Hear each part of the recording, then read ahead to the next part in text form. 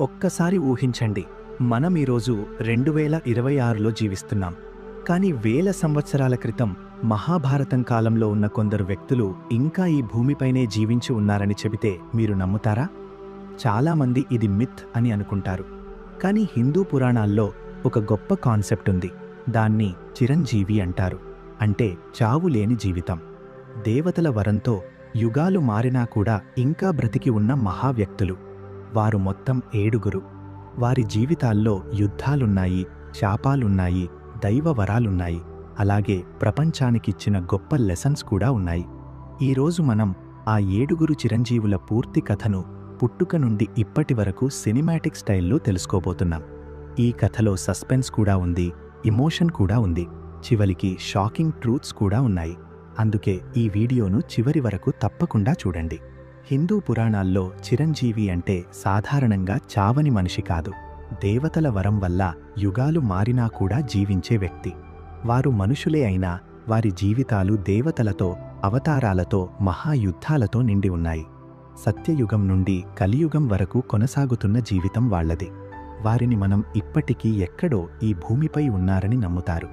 ఈ 7 ప్రపంచానికి ధర్మం నిలబెట్టడానికి, భవిష్యత్తులో వచ్చే కల్కి అవతారానికి సహాయం చేయడానికి బ్రతికి ఉన్నారని పురాణాలు చెబుతున్నాయి. ఇప్పుడు వారి కథలను ఒక్కొక్కటిగా తెలుసుకుందాం.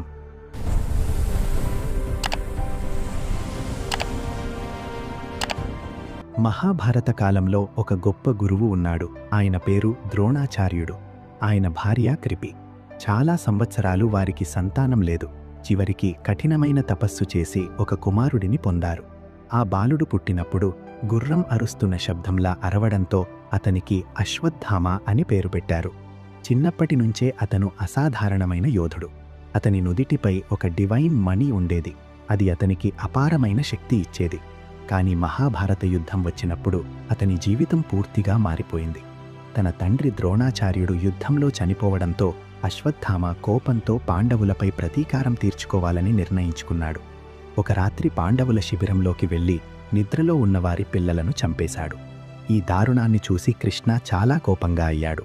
అశ్వత్థామపై భయంకరమైన శాపమిచ్చాడు. నీవు చావు లేకుండా 1000 సంవత్సరాలు ఈ భూమిపై తిరుగుతూ బాధపడాలి అని శపించాడు.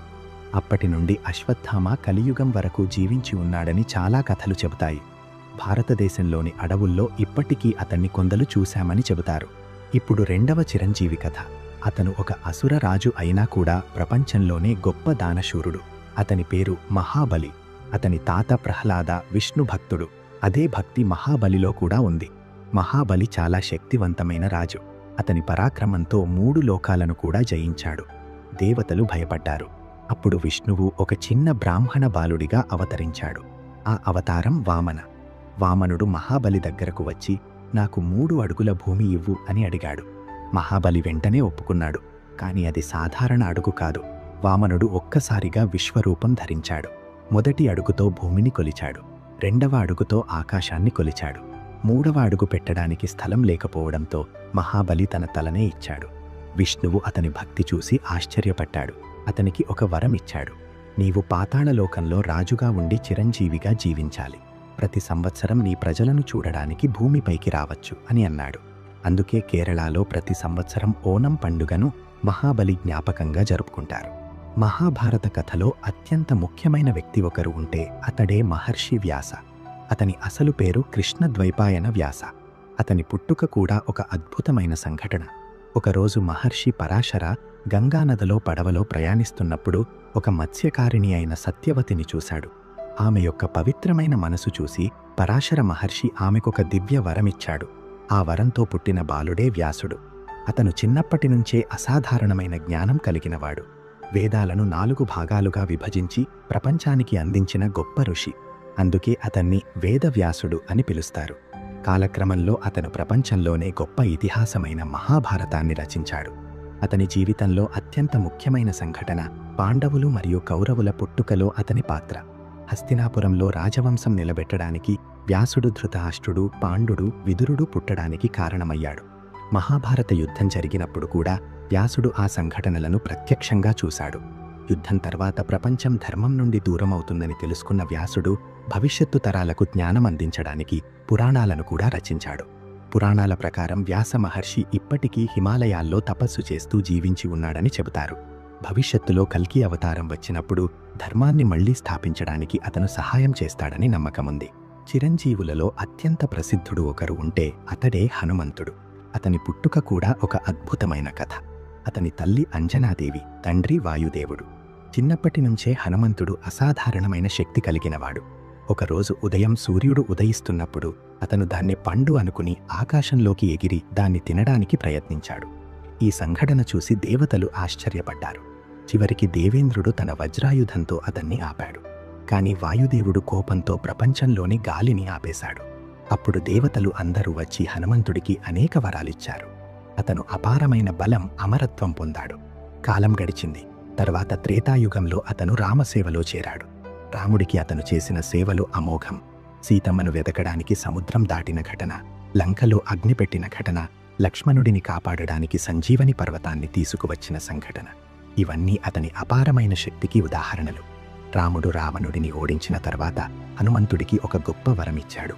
నా పేరు ఈ ప్రపంచంలో ఉన్నంత వరకు నీవు కూడా ఈ భూమిపై జీవించి ఉండాలి అని అన్నాడు. అందుకే ఇప్పటికీ హనుమంతుడు ఈ భూమిపై ఎక్కడో ఉన్నాడని చాలామంది నమ్ముతారు. ఎక్కడ రామనామం వినిపిస్తుందో అక్కడ హనుమంతుడు కూడా ఉంటాడని పురాణాలు చెబుతాయి. లంకరాజు రావణుడి గురించి అందరికీ తెలుసు. కానీ అతనికి ఒక తమ్ముడు ఉన్నాడు. అతని పేరు విభీషణ. రావణుడు ఎంత అహంకారి అయితే విభీషణుడు అంత ధర్మపరుడు. చిన్నప్పటి నుంచే అతను విష్ణు భక్తుడు. అతనికి శక్తి కూడా ఉంది, జ్ఞానం కూడా ఉంది. కానీ అతను ఎప్పుడూ ధర్మాన్ని మాత్రమే అనుసరించేవాడు. కాలం గడిచింది. ఒకరోజు రావణుడు సీతను అపహరించి లంకకు తీసుకువచ్చాడు. ఈ సంఘటనతో ప్రపంచం మొత్తం కుదేలైంది.